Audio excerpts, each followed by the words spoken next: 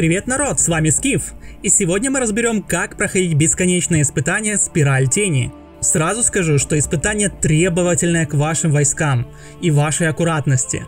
Но когда вы набьете руку, оно будет одним из ваших самых любимых.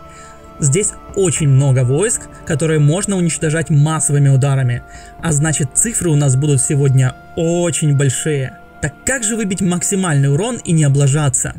Погнали разбираться! Я сделал схему для удобства. Вот в этом треугольнике вам нужно будет располагать свои войска. Шаг вправо или влево, вы загрите лишние пачки вражеских войск, и у нас ничего не получится. Вам нужно быть осторожными, чтобы не зацепить вот этих ниндзя. Но при этом желательно зацепить вот этих мечников ветра и этих драугов. Сегодня я покажу вам, как нужно это сделать. Посмотрим на мою армию. Как видите, рекорд у меня был почти 75, и это далеко не предел. Первый ряд на 3 кораблях это танки. И закрываем линии монашек. На центральной линии видим фазового апостола, который будет помогать призывать в наш замес войска и держать на себе урон. Также тут есть охотники, которые будут отвлекать на себя ниндзя. Много тамплиеров. На 4-5 плоту маги воздуха. На 5 плоту можно разместить лапидаторов, но лучше их выставлять ближе к концу игры, так как несмотря на сильный урон, они глючные и могут накидать свои камни слишком далеко и добавить вам в замес ненужных отрядов. Ну и 6-й плот с драконами. Чем они у вас прокачаннее, тем больше огня. И мир у нас на 5 плоту. Нам необходимо, чтобы он умер в последнюю очередь и чтобы наши войска точно не пошли в центр. Погнали смотреть, как это работает. Первый плот отправляем на самый угол, чтобы он сразу забрал на себя войска слева и справа.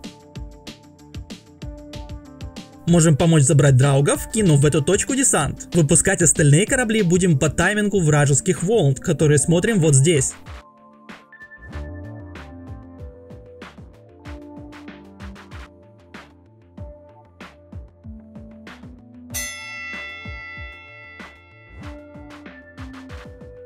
На 4-й волне отправляем 2-й корабль, так наши войска точно не продвинутся вглубь.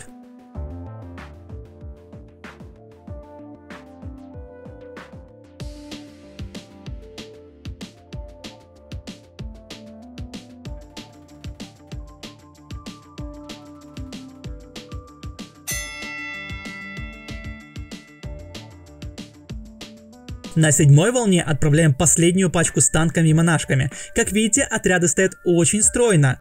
Я их выпускаю как бы веером.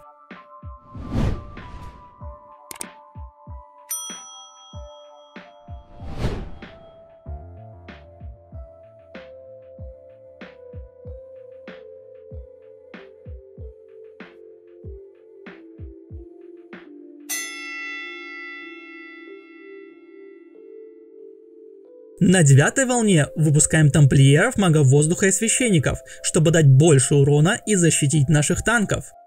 Без Эмира, конечно, тут никуда, сейчас его выпустим. Кстати, на котловине Витуса он тоже себя отлично проявил, можете посмотреть ее прохождение по ссылке в подсказке.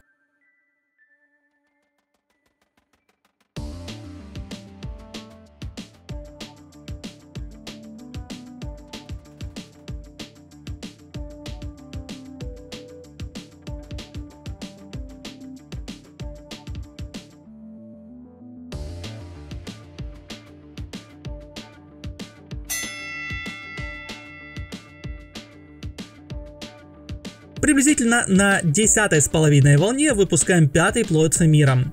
Немного правее выпускаю, чтобы лапидаторы не привлекли ниндзя.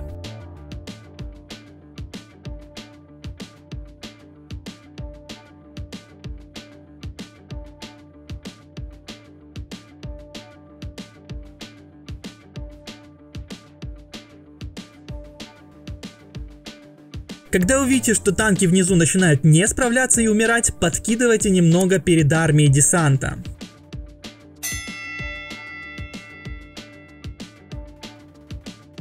Приблизительно за минуту до конца выпускаем драконов, так они успеют нанести наибольший ущерб.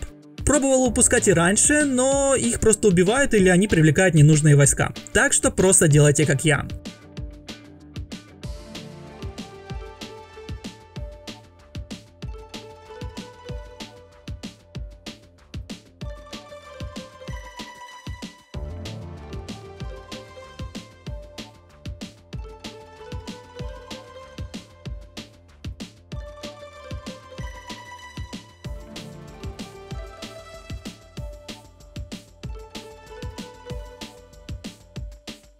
72,7.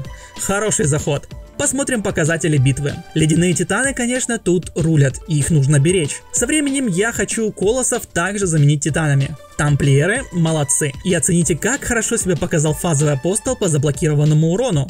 Монахини тут очень важны, но и без священников, как видите, проходить гораздо сложнее. Вот такая вот тактика вышла. Пишите в комментариях, как вам такой разбор и хотели бы вы увидеть остальные дни недели бесконечных испытаний. С вами был Скиф. Всем пока!